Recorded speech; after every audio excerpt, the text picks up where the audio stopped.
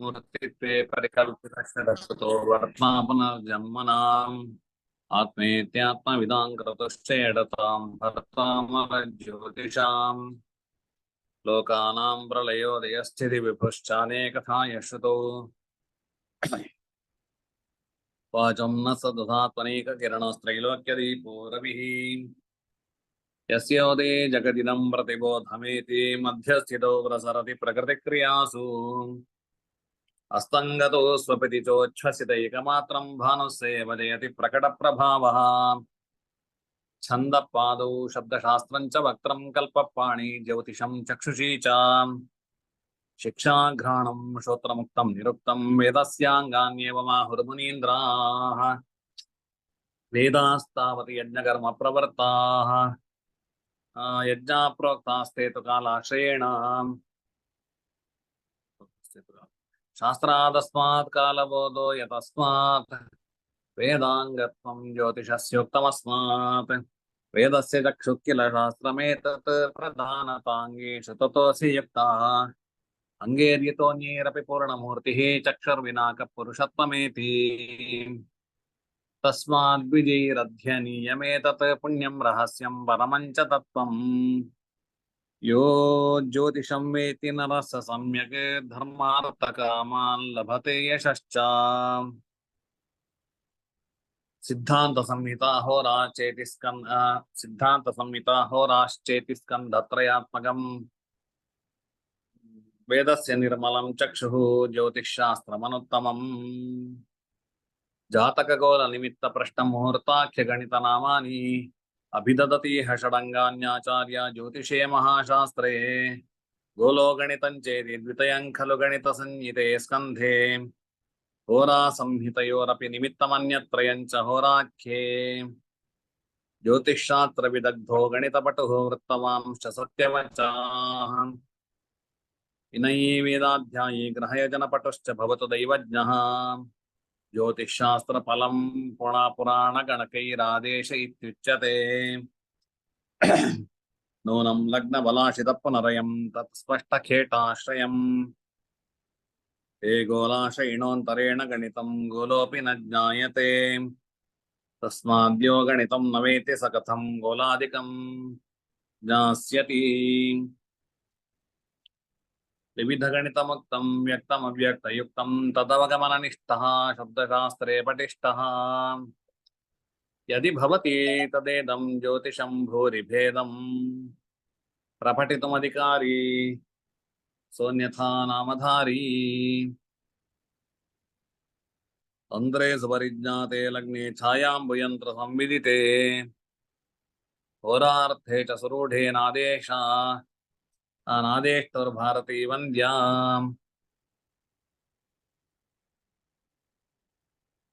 अनेकहोरा तत्त्वज्ञः पञ्चसिद्धान्तकोविदः ऊहापोहपटरो असिद्धमन्त्रो जानाति जातकम् जगति प्रसारितिमिव लिखितमिव मतो निषिक्तमिव हृदये शास्त्रं यस्य सभगणं नादेशा निष्फलास्तस्य दैवं पुराकृतं कर्म भवेदुत्साहैकम् इह जन्मनि तत्त्वाकं यो जानाति सदैववित् उत्थायोषसि देवतां हृदि निजां ध्यात्वा वपुःशोधनम् कृत्वा स्नानपुरःसरं सलिलविक्षेपादिकर्माखिलम् कृत्वा मन्त्रजपादिकं च विधिवत् पञ्चाङ्गवीक्षणं तथा खेटानाङ्गणनं च दैवविदथा स्वस्थान्तरात्मा भवेत्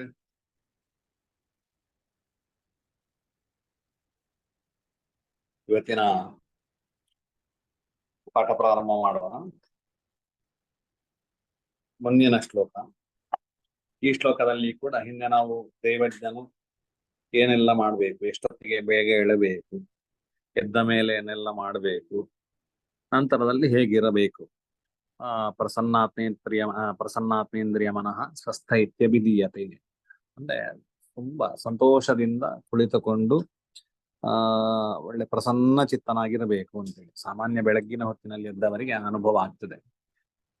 ಕೆಲವರಿಗೆಲ್ಲ ಬೆಳಿಗ್ಗೆಲ್ಲ ಆಗಿ ಜಪ ಎಲ್ಲ ಆಗಿ ಒಂದು ಕಾಪಿ ಕುಡಿದು ಪ್ರಸನ್ನ ಚಿತ್ತರಾಗಿರುವಂತಹ ಸಮಯ ಆ ಬೆಳಗ್ಗಿನ ಹೊತ್ತಿನಲ್ಲಿ ಅದು ನಮ್ಮ ಮನಸ್ಸು ಪ್ರಫುಲ್ಲವಾಗಿರ್ತದೆ.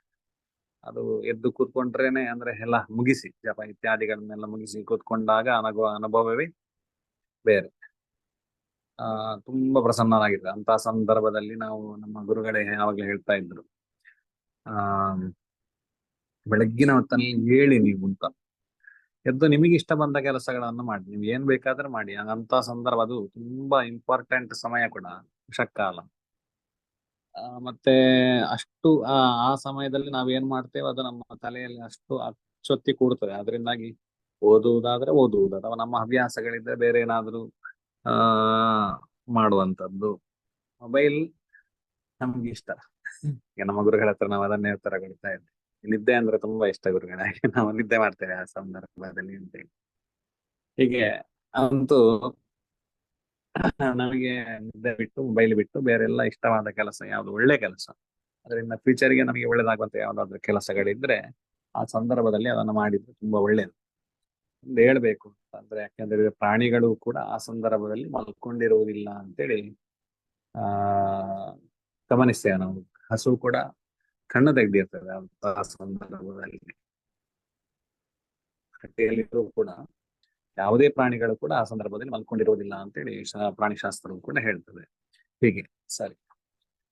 ಆ ರೀತಿಯಲ್ಲಿ ಬೆಳಗ್ಗೆ ಎದ್ದುಕೊಂಡು ನಮ್ಮ ಕರ್ಮಗಳನ್ನೆಲ್ಲ ಮುಗಿಸಿಕೊಂಡು ಪ್ರಸನ್ನ ಚಿತ್ತರಾಗಿರಬೇಕು ಅಂತೇಳಿ. ಮುಂದೆ ಏನ್ ಮಾಡ್ಬೇಕು ಆಗಿದೆ ಪ್ರಸನ್ನ ಚಿತ್ತನಾಗಿದ್ದಾಗ ಸಂದರ್ಭದಲ್ಲಿ ಮುಂದಿನ ಶ್ಲೋಕ ಹೇಳ್ತದೆ, ಆಲೋಕೆ ಖಲು ಯಸ್ಯ ಕಸ್ಯಚಿತ್ ಅಸಾವಾಯಾತಿ ಯತ್ಕಿಂಚನ.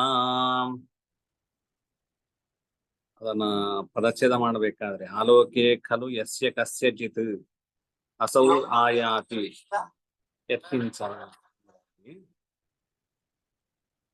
ಪೂರ್ಣ ಪಾಠ ನೋಡುವ. ಆಲೋಕೆ ಖಲು ಯಸ್ಯ ಕಸ್ಯಚಿತ್ ಅಸಾವಾಯಾತಿ ಯತ್ಕಿಂಚನ. ಆಲೋಕೆ ಖಲು ಯಸ್ಯ ಕಸ್ಯಚಿತ್ ಅಸಾವಾಯಾತಿ ಯತ್ಕಿಂಚನ. ಆಲೋಕೆ ಖಲು ಯಸ್ಯ ಕಸ್ಯಚಿತ್ ಅಸಾವಾಯಾತಿ ಯತ್ಕಿಂಚನ. ಪ್ರಷ್ಟುಂ ಮಾಂ ಪ್ರತಿ ನೂನಮಿತ್ಯಮಹಿತಸ್ತನ್ಯಸ್ಸ ದೃಷ್ಟಿರ್ದೃಢಂ. ಪ್ರಷ್ಟುಂ ಮಾಂ ಪ್ರತಿ ನೂನಮಿತ್ಯಮಹಿತಸ್ತನ್ಯಸ್ಸ ದೃಷ್ಟಿರ್ದೃಢಂ. ಪ್ರಷ್ಟುಂ ಮಾಂ ಪ್ರತಿ ನೂನಮಿತ್ಯಮಹಿತಸ್ತನ್ಯಸ್ಸ ದೃಷ್ಟಿರ್ದೃಢಂ. ತಚ್ಚೇಷ್ಟಾದಿಕಮಾಕಲಯ್ಯ ಸತತಂ ತತ್ಕಾಲಜಾತಂ ಪುನಃ. ತಚ್ಚೇಷ್ಟಾದಿಕಮಾಕಲಯ್ಯ ಸಕಲಂ ತತ್ಕಾಲಜಾತಂ ಪುನಃ.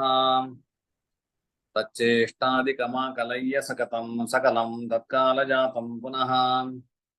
ಜಾನೀಯಾದ ಸದಸನ್ನಿಮಿತ್ತಮಪಿ ಚ ಶ್ವಾಸಸ್ಥಿತಿಂ ಚಾತ್ಮನಃ.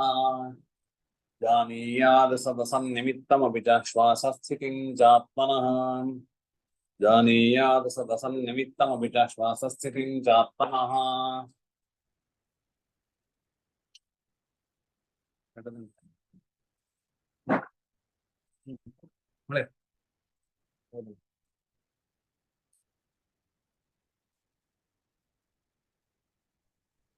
ಸರಿ. ಇದರ ಪದಚ್ಛೇದ, ಆಲೋಕೆ ಖಲು ಯಸ್ಯ ಕಸ್ಯಚಿತ್ ಅಸೌ ಆಯಾತಿ ಯತ್ ಕಿಂಚನ. ಪ್ರಷ್ಟುಂ ಮಾಂ ಪ್ರತಿ ನೂನಂ ಇತಿ ಅವಹಿತಃ ತತ್ ನ್ಯಸ್ತ ದೃಷ್ಟಿಃ ದೃಢಂ. ತತ್ ಚೇಷ್ಟಾದಿಕಂ ಆಕಲಯ್ಯ ಸಕಲಂ ತತ್ಕಾಲಜಾತಂ ಪುನಃ. ಜಾನೀಯಾತ್ ಸದಸತ್ ನಿಮಿತ್ತಂ ಅಪಿ ಚ ಶ್ವಾಸಸ್ಥಿತಿಂ ಚ ಆತ್ಮನಃ.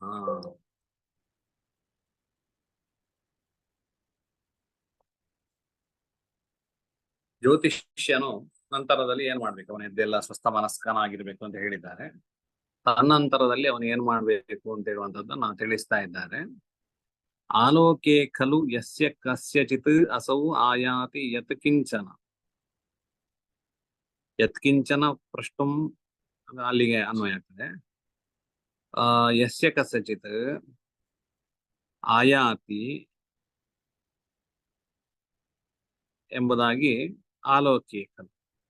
ಆಲೋಕ ಅಂತ ಹೇಳಿದ್ರೆ ನಾವು ಒಂದು ದೂರವನ್ನ ನೋಡ್ತಾ ಇರ್ಬೇಕಾಗ್ತದೆ. ಅಂದ್ರೆ ನಿರೀಕ್ಷೆಯಲ್ಲಿ ಇರ್ಬೇಕಾಗ್ತದೆ. ಯಾರಾದ್ರೂ ನಮ್ಮ ಹತ್ರ ಇವತ್ತು ಜ್ಯೋತಿಷ್ಯ ಕೇಳಲಿಕ್ಕೆ ಬರ್ತಾರೋ ಅಂತೇಳಿ ನಿರೀಕ್ಷೆಯಲ್ಲಿ ಇರ್ಬೇಕಾಗ್ತದೆ.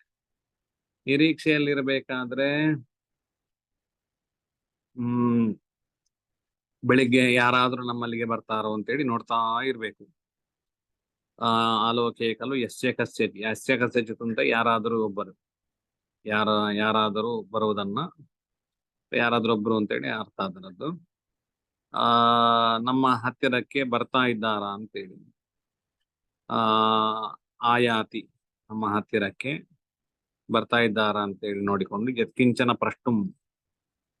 ಯತ್ಕಿಂಚನ ಅಂತ ಹೇಳಿದ್ರೆ ಏನಾದ್ರೂ ಸ್ವಲ್ಪ ಪ್ರಶ್ನೆ ಕೇಳಲಿಕ್ಕೆ ಮಾಂ ಪ್ರತಿ ನನ್ನನ್ನು ಕುರಿತು ಯಸ್ಯ ಕಸ್ಯಜಿತ ಆಯಾತಿ ಯಾರಾದ್ರೂ ಒಬ್ರು ಬರ್ತಾ ಇದ್ದಾರಾ ಅಂತ ಹೇಳುವಂಥದ್ದನ್ನ ಆಲೋಕಿ ನೋಡ್ತಾ ಇದ್ದು ಅವರು ನನ್ನ ಹತ್ತಿರಕ್ಕೆ ಬರ್ತಾ ಇದೆ ಮಾಂ ಪ್ರತಿ ನೂನಂ ಅವರು ನನ್ನ ಹತ್ತಿರಕ್ಕೆ ಬರ್ತಾ ಇದ್ದಾರೆ ಅಂತೇಳಿ ನಿಶ್ಚಯ ಮಾಡಿಕೊಂಡ ನಂತರದಲ್ಲಿ, ಯಾಕಂದ್ರೆ ದೂರದಿಂದ ಬಂದ ಕೂಡಲೇ ನಮ್ಮಲ್ಲಿಗೆ ಬರ್ತಾರೆ ಅಂತ ಹೇಳುವಂಥದ್ದೇನು ಕಾರಣ ಆಗಿ ನಮ್ಮಲ್ಲಿಗೆ ಬರ್ಬೇಕು ಅಂತಿಲ್ಲ. ಬೇರೆ ಕೆಲಸಕ್ಕೂ ಬಂದಿರಬಹುದು, ಬೇರೆ ಮನೆಯಲ್ಲಿ ಬೇರೆಯವರನ್ನ ಭೇಟಿ ಆಗ್ಲಿಕ್ಕೂ ಬಂದಿರಬಹುದು. ಸರಿ, ಇವ್ರು ನನ್ನಲ್ಲಿಗೆ ಪ್ರಶ್ನೆ ಕೇಳಲಿಕ್ಕೆ ಬರ್ತಾ ಇದ್ದಾರೆ ಅಂತೇಳಿ ಅವರನ್ನ ದೂರದಿಂದ ಗಮನಿಸಿ ನಂತರ ಹತ್ತಿರ ಬಂದಾಗ ಒಂದು ಅಂದಾಜು ಆಗ್ತದಲ್ಲ, ಅದನ್ನ ನಿಶ್ಚಯ ಮಾಡಿಕೊಂಡು, ಯಾಕೆಂತ ಹೇಳಿದ್ರೆ ನಮಗೆ ಹಿಂದೆ ಹೇಳಿದ್ದೇವೆ, ಇದಮಿತ್ತಂ ಭವತಿ ಇತಿ ಊಹಾ ಇದಮಿತ್ತಂ ನ ಭವತಿ ಇತಿ ಅಪೋಹ ಅಂತೇಳಿ. ಅಂದರೆ ಜ್ಯೋತಿಷ್ಯನಾಗಿರ್ದ ಊಹಾಪೋಹ ಪಟುವಾಗಿರ್ಬೇಕು. ಇದು ಹೀಗೆ ಆಗ್ತದೆ ಅಂತ ಹೇಳುವಂಥದ್ದು ನಿಶ್ಚಯ ಜ್ಞಾನವೂ ಬೇಕು. ಇದು ಹೀಗೆ ಆಗುದಿಲ್ಲ, ಅವ್ರು ನನ್ನಲ್ಲಿಗೆ ಬರುವುದಿಲ್ಲ ಅಂತ ಹೇಳುವಂಥದ್ದು ನಿಶ್ಚಯ ಜ್ಞಾನ ಅವನಿಗೆ ಆಗಿರ್ಬೇಕು. ಅಂತವರನ್ನ ಜ್ಯೋತಿಷ್ಯ ಅಂತ. ಅದರಿಂದಾಗಿ ಇವರು ನನ್ನಲ್ಲಿಗೆ ಬರ್ತಾ ಇದ್ದಾರೆ ಅಂತೇಳಿ ನಿಶ್ಚಯ ಮಾಡಿಕೊಂಡು ನಿಶ್ಚಿತ ಆದ್ಮೇಲೆ ಇವರು ನನ್ನಲ್ಲಿಗೆ ಬರುದಿದ್ರೆ ಅವಹಿತ ತಡೆ ಇಲ್ಲದೆ ಇರ್ತಕ್ಕಂಥ, ಏನೂ ಒಂದು ತಡೆ ಇಲ್ಲದೆ ಇರತಕ್ಕಂತಹ ದೃಢವಾದ ದೃಷ್ಟಿಯನ್ನು ಅವನನ್ನೇ ನೋಡ್ತಾ ಇರಬೇಕು. ಅಲ್ಲಿ ತಡೆ ಇರಬಾರ್ದು. ಯಾಕೆ ಅಂತ ಹೇಳಿದ್ರೆ ಅವನ ತಚ್ಚೇಷ್ಟಾಧಿಕ ಮಾಕಲಯ್ಯ ಸತತಂ ತತ್ಕಾಲ ಜಾತಂ ಪುನಃ ತಚ್ಚೇಷ್ಟಾಧಿಕ ಮಾಕಲಯ್ಯ ಸಕಲಂ. ಅವನು ಏನೆಲ್ಲ ಚೇಷ್ಟೆ ಮಾಡ್ತಾ ಇದ್ದಾನೆ ಅಂತ ಹೇಳುವುದನ್ನ ಎಲ್ಲವನ್ನು ಕೂಡ ಗಮನಿಸಿಕೊಂಡು ತತ್ಕಾಲ ಜಾತಂ, ಆ ಸಂದರ್ಭದಲ್ಲಿ ನಮಗೇನಾದ್ರೂ ನಿಮಿತ್ತಗಳು ಸಿಕ್ಕಿದ್ರೆ, ಒಂದಷ್ಟು ಪ್ರಶ್ನೆ ಕೇಳಲಿಕ್ಕೆ ಬರ್ಬೇಕಾದ್ರೆ ಯಾರಾದ್ರೂ ನಮ್ಮಲ್ಲಿಗೆ ಬಂದ್ರೆ, ಅಥವಾ ನಮಗೆ ಯಾರಾದ್ರೂ ತಿಂಡಿಯನ್ನು ತಂದು ಕೊಟ್ರೆ, ಅಥವಾ ಏನಾದ್ರೂ ಘಟನೆಗಳಾಗ್ತದೆ. ಕೆಲಸದವರು ಹುಲ್ಲನ್ನು ತೆಗೆದುಕೊಂಡು ಹೋಗ್ತಾ ಇರ್ತಾರೆ ಮನೆ ಪಕ್ಕದಲ್ಲಿ ಗೊತ್ತಾಗಿ, ಇಂಥದ್ದೆಲ್ಲ ಕೆಲವು ಘಟನೆಗಳು ಚೇಷ್ಟೆಗಳು ಅಥವಾ ನಿಮಿತ್ತಗಳು ಆಗ್ತಾ ಇರ್ತವೆ. ಇದನ್ನೆಲ್ಲವನ್ನ ಗಮನಿಸಿಕೊಂಡು ಜಾನೀಯಾತ್ ತತ್ಕಾಲ ಜಾತಂ ಪುನಃ, ತತ್ಕಾಲ ಜಾತವಾಗಿರತಕ್ಕಂತಹ ನಿಮಿತ್ತಗಳನ್ನೆಲ್ಲ ಅವನು ತಿಳ್ಕೊಂಡು, ಯಾಕೆ ತಿಳ್ಕೊಳ್ಳುದು ಅಂತೇಳಿ ಹೇಳಿದ್ರೆ ಸದಸತ ನಿಮಿತ್ತಮಪಿ, ಒಳ್ಳೆಯ ನಿಮಿತ್ತ ಯಾವುದು ಆಗ ಸಂಭವಿಸಿತೋ ಅಥವಾ ಕೆಟ್ಟ ನಿಮಿತ್ತಗಳು ಸಂಭವಿಸಿದೋ ಇದನ್ನೆಲ್ಲ ತಿಳ್ಕೊಂಡು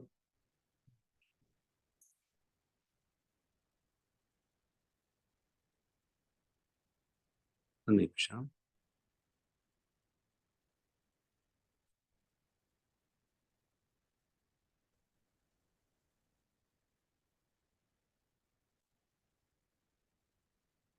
ಸರಿ,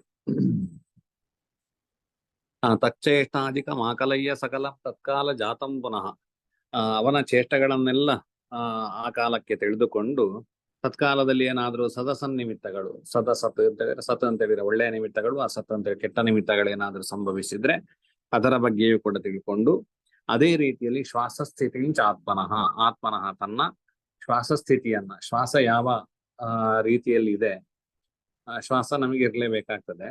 ಇದನ್ನೆಲ್ಲ ನೋಡ್ಬೇಕಾದ್ರೆ ಶ್ವಾಸ ಬಂದಾಗ ಸಾಮಾನ್ಯ ನಮಗೆ ಎಡಮುಗಿನಲ್ಲಿಯೂ ಹೋಗ್ಬೋದು, ಬಲಮುಗಿನಲ್ಲಿಯೂ ಶ್ವಾಸಗಳು ಹೋಗ್ಬೋದು. ಇದಕ್ಕೆ ನಮಗೆ ನಾಡಿಗೆ ಹೆಸರುಗಳುಂಟು.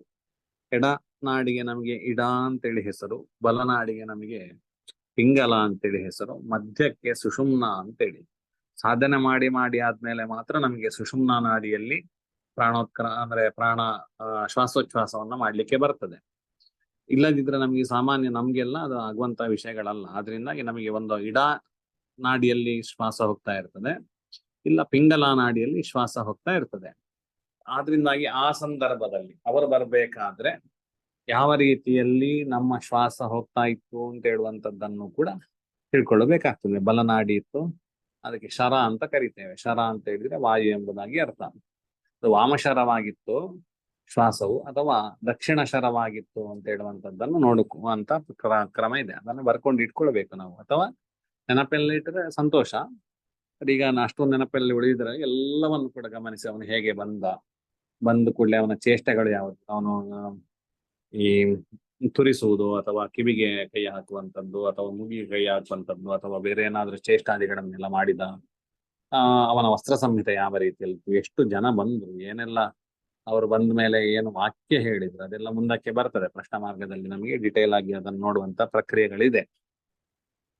ಅದರಿಂದಾಗಿ ಅಂತಹ ನಿಮಿತ್ತಗಳನ್ನೆಲ್ಲ ನಾವು ಬರ್ಕೊಂಡು ಇಟ್ಕೊಳ್ಬೇಕಾಗ್ತದೆ. ಅದು ಫಲ ನಿರೂಪಣೆಗೆ ಮುಂದಕ್ಕೆ ಬೇಕಾಗ್ತದೆ.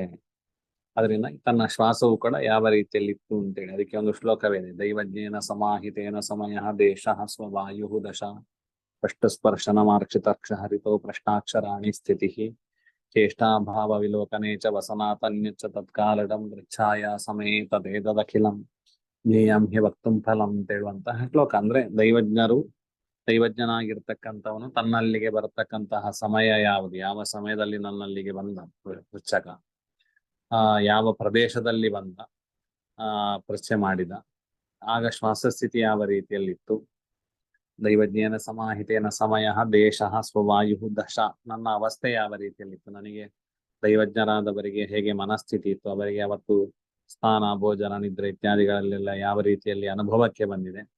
ಯಾಕೆ ಅಂತ ಹೇಳಿದ್ರೆ ನಮಗೆ ಒಂದು ಸ್ನಾನಕ್ಕೆ ಸರಿಯಾದ ವ್ಯವಸ್ಥೆ ಇಲ್ಲ. ದೇವಸ್ಥಾನಕ್ಕೆ ಪ್ರಶ್ನೆಗೆ ಹೋಗಿರ್ತೇವೆ ಅಥವಾ ದೇವಸ್ಥಾನದ ಪ್ರಶ್ನೆ ಅವರು ನಮಗೆ ಪೃಚ್ಛಕರಾಗಿ ಬಂದಿರ್ತಾರೆ, ದೇವಸ್ಥಾನದವರು ಪೃಚ್ಛಕರಾಗಿ ಬಂದಿರ್ತಾರೆ.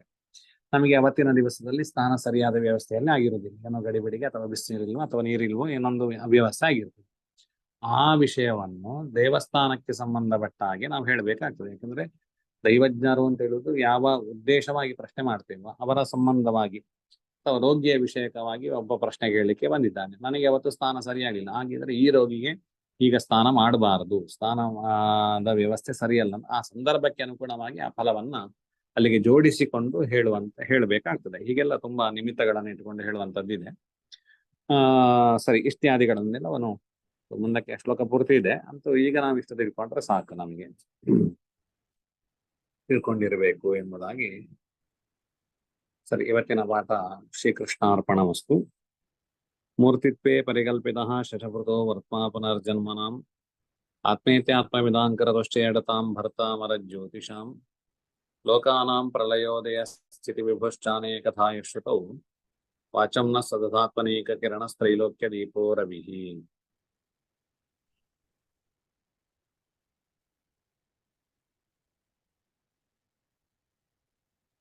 ಪ್ರಶ್ನೆ ಏನಾದ್ರೂ ಒಂದ್ 2 ನಿಮಿಷ ಇರ್ತೇನೆ. ಈಗ ಗುರುಗಳೇ, ಈಗ ಒಬ್ಬನು ಬರ್ತಾ ಇದ್ದಾನೆ, ಅವನ್ನ ನೋಡಿ ನಾವು ಪ್ರಶ್ನೆ ಕೇಳಲಿಕ್ಕೆ ಬರ್ತಾ ಇದ್ದಾನೆ ಅಂದಾಗ ಪ್ರಶ್ನೆ ಹೇಳ್ಬೇಕು ಅಂತ ಅಂದಾದಾಗ ಅವನ ಚೇಷ್ಟೆಗಳನ್ನು ನೋಡಿ ನಾವ್ ಹೇಳ್ಬೇಕು ಅಂತ ಇದ್ದಾಗ ಅದು ಮುಂದೆ ನಮ್ಗೆಲ್ಲ ಅದ್ರದ್ದು ಚೇಷ್ಟೆಗಳ ಬಗ್ಗೆನೂ ಬರ್ತದ ಮುಂದಿನ ಇದರಲ್ಲಿ? ಹೌದು ಹೌದು, ಯಾವ್ಯಾವ ಚೇಷ್ಟೆಗೆ ವಿಸ್ತಾರವಾಗಿ ನಮಗೆ ಪ್ರಶ್ನ ಮಾರ್ಗ ಪಾಠದಲ್ಲಿ ಬರ್ತದೆ. ಅವನು ಏನು ಚೇಷ್ಟೆ ಮಾಡಿದ, ಆ ಚೇಷ್ಟೆಗೆ ಏನು ಫಲ ಹೇಳಬೇಕು ಅಂತ ಸಾಮಾನ್ಯ ನಿಯಮ ಬರ್ತದೆ. ಮತ್ತೆ ಆ ಸಂದರ್ಭಕ್ಕೆ ಅದನ್ನು ಈಗಿನ ಕಾಲಕ್ಕೆ ಜೋಡಿಸಿಕೊಂಡು ಫಲ ಹೇಳುವಂತದ್ದು ಅದು ಜ್ಯೋತಿಷ್ಯನ ಚಾಕಚಕ್ಯತೆ. ಅದು ಜ್ಯೋತಿಷಿ ಸ್ವಲ್ಪ ಅನುಭವನೂ ಬರ್ಬೇಕು, ಅದಕ್ಕೆ ಅನುಭವನೂ ಬೇಕು. ಖಂಡಿತ ಅದು ಮುಖ್ಯ. 80% ಅನುಭವ. ಹೌದು, ಹೇಗೆ ಜೋಡಿಸಬಹುದು ಅಂತ ಹೇಳುವಂತದ್ದು ಗೊತ್ತಿರ್ಬೇಕಾಗ್ತದೆ. ಅನುಭವ ಬೇಕು, ತಲೆಯೂ ಬೇಕು, ಎಲ್ಲ ಗುರು ಅನುಗ್ರಹ ದೇವತಾನುಗ್ರಹ ಬೇಕು, ಎಲ್ಲ ಬೇಕು ಜ್ಯೋತಿಷಿ. ಬಟ್ ತಿಳ್ಕೊಂಡಿರಬೇಕು. ಅದೇ ಗುರುಗಳು ಕರೆಕ್ಟ್. ಈಗ ನಮಗ್ ಪ್ರಶ್ನ ಮಾರ್ಗ ಪುಸ್ತಕನೂ ಆಗಾರ ನಮ್ಗೊಂದು ತರಿಸ್ಕೋಬೇಕಾಗಲ್ಲ ಈಗ ಅದಕ್ಕೆ? ಪ್ರಶ್ನ ಮಾರ್ಗ ನಿಮಗೆ ಈಗ ಪಾಠ ಆಗೋದಿಲ್ಲ, ಪ್ರಜಾತಕ ಆದ್ಮೇಲೆ ಪಾಠ ಆಗ್ತದೆ. ಸರಿ ಸರಿ ಸರಿ, ತರಿಸ್ಕೊಂಡು ಖಂಡಿತ ಇಟ್ಕೋಬಹುದು. ಅದೇ ಸರಿ ಸರಿ ಗುರುಗಳೇ, ಸರಿ ಸರಿ. ಪುಸ್ತಕ ಯಾವ್ದು ಪುಸ್ತಕ ನೀವು ಎಷ್ಟು ಜ್ಯೋತಿಷಕ್ಕೆ ಸಂಬಂಧಪಟ್ಟ ಎಷ್ಟು ಪುಸ್ತಕ ಸಿಗ್ತದೋ ಅಷ್ಟನ್ನು ಸಂಗ್ರಹ ಮಾಡಿದ್ರೆ ಒಳ್ಳೇದೇ ಯಾವತ್ತು. ಆಯ್ತು, ಅದೇ ಗುರುಗಳೇ, ತಾವು ಯಾವಾಗ ಯಾವ ಪುಸ್ತಕ ನಮ್ಗೆ ಹೆಲ್ಪ್ ಆಗ್ತದೆ ಅಂತ ಗೊತ್ತಾಗುದಿಲ್ಲ. ತಾವು ಅದರಲ್ಲಿ ಯಾವ್ದು ಒಳ್ಳೇದು ಅಂತ ನೋಡಿ, ಕೆಲವು ಪುಸ್ತಕಗಳಲ್ಲಿ ತುಂಬಾ ತಪ್ಪಿರ್ತದೆ. ಅಂತದನ್ನ ಸ್ವಲ್ಪ ಯಾರ ಹತ್ರ ಆದ್ರೂ ಕೇಳಿಕೊಂಡು ಈ ಪುಸ್ತಕ ಉಪಯೋಗ ಮಾಡ್ಬೋದು ಅಂತ ಸುಮ್ನೆ ತರಿಸಿ ಇಟ್ಕೊಳ್ಳೋದಕ್ಕಿಂತ ಈಗ ಸರಿ ಬೃಹತ್ ಸರಿ. ಜಾತಕ ಅಂತೇಳಿ ಒಂದು ದೊಡ್ಡ ದಪ್ಪದ ಪುಸ್ತಕ ಬರ್ತದೆ ಹೌದು ಹೌದು ಹೌದು. ಕನ್ನಡದ. ಅದರಲ್ಲಿ ಇರುವಷ್ಟು ತಪ್ಪು ಇಲ್ಲೇ ಇಲ್ಲ. ಹಾಗಾಗಿ ಅದು ಸುಮ್ಮನೆ ತಗೊಂಡು ನಮಗೆ ಒಂದಷ್ಟು ವ್ಯರ್ಥ ಆಗುದಕ್ಕೆ. ಹೌದು ಹೌದು ಹೌದು. ನೋಡಿಕೊಂಡು ಪುಸ್ತಕದ ಬಗ್ಗೆ ಸ್ವಲ್ಪ ತಿಳ್ಕೊಂಡು ಆ ಪುಸ್ತಕ ಆದಷ್ಟು ಜ್ಯೋತಿಷ್ಯಕ್ಕೆ ಸಂಬಂಧಪಟ್ಟ ಬೇರೆ ಬೇರೆ ಗ್ರಂಥಗಳು ಇದ್ರೆ ಅದನ್ನು ಸಂಗ್ರಹ ಮಾಡಿ ಇಟ್ಕೊಳ್ಬಹುದು ಖಂಡಿತ. ಸರಿ ಸರಿ ಸರಿ. ಆಯ್ತು ಗುರುಗಳೇ. ಸರಿ, ನಮಸ್ಕಾರ. ಹ್ಮ್. ನಮಸ್ತೆ. ನೀವು ಯಾವ ಪುಸ್ತಕ ತಗೊಳ್ಬೇಕು ಅಂತ ಒಂದ್ ಸ್ವಲ್ಪ ವಾಟ್ಸಪ್ ಮಾಡ್ತೀರಾ? ಆಥರ್ ಯಾರು, ಯಾವ್ದು ತಗೊಂಡ್ರೆ ಒಳ್ಳೇದು ಅಂತ. ಅದೇ ಅಂದ್ರೆ ಪಕ್ಕದ ನಮ್ಗೆ ಹೀಗೆ ಪಕ್ಕ ಹೇಳಲಿಕ್ಕೆ ಆ ಪುಸ್ತಕ ಈ ಪುಸ್ತಕ ಅಂತ ಗೊತ್ತಾಗುದಿಲ್ಲ. ಅದು ನಮ್ಗೆ ಆ ಸಂದರ್ಭಗಳು ಬಂದಾಗ ನಾವು ಹೇಳ್ತಾ ಹೋಗ್ತೇವೆ. ಆಯ್ತು ನೋಡುವ ನಿಮಗೆ ಆಯ್ತು ಹೇಳಲಿಕ್ಕೆ ಆದ್ರೆ ನಿಮ್ಮಲ್ಲಿರೋ ಸಂಗ್ರಹದ ಪುಸ್ತಕಗಳನ್ನ ತಿಳಿಸ್ತೇನೆ. ಆಯ್ತು ನಮ್ಗೆ ಅದೇ ಒಳ್ಳೇದು. ಸರಿ ಸರಿ. ಗುರುಗಳೇ, ಜಾನಿಯಾತ್ ಅಂದ್ರೆ ಏನು ಗುರುಗಳೇ? ಜಾನಿಯಾತ್ ತಿಳ್ಕೊಳ್ಬೇಕು ಏನು ತಿಳ್ಕೊಳ್. ಸದಸನ್ ನಿಮಿತ್ತಮಪಿ ಜಾನೀಯಾತ್. ಅವನು ಎಲ್ಲಾ ನಿಮಿತ್ತಗಳನ್ನು ಕೂಡ ತಿಳ್ಕೊಂಡು ಹಾಗೆ.